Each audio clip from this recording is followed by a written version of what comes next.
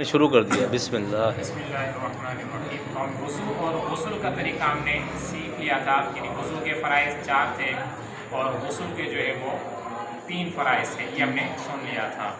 تو آج جو مستعمل پانی کے والے سے ہم سنیں گے. مستعمل پانی کہتے ہیں استعمال شدہ پانی نا.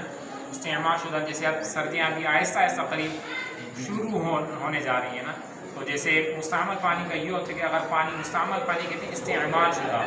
اگر پانی استعمال شدہ ہو جائے تو اب اس سے وضو بھی نہیں ہو سکتا اور غسل بھی نہیں ہو سکتا. مستعمل پانی کہتے کسے ہیں؟ مستعمل پانی اسے کہتے ہیں کہ کوئی شخص بالغ انسان، بالغ یا پھر اگر کوئی نابالغ ہے لیکن سمجھدار بچہ ہے تو وہ بھی اگر جسم کا وہ حصہ جس کا وضو یا غسل میں دھونا ضروری ہے وہ بغیر دھلے ہونے کی صورت میں پانی کے اندر پڑ جائے تو پانی مستعمل ہو جاتا ہے. پانی مستعمل ہو جاتا ہے.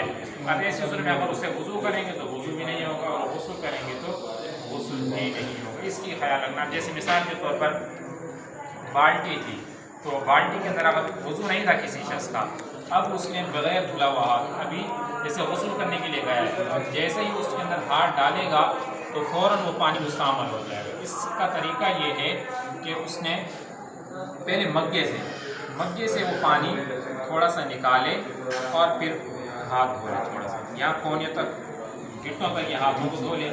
جب یہ دھو لے گا پھر اس کے بعد پھر دوبارہ پانی لے کر پھر اس ہاتھ پہ ڈال دے.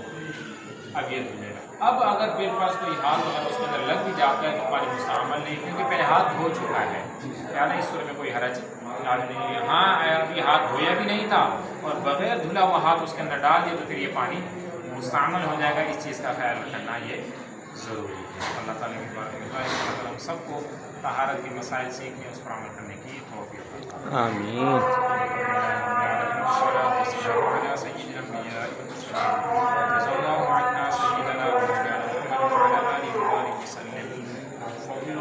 إن الله بصير بالعباد حق لا إله إلا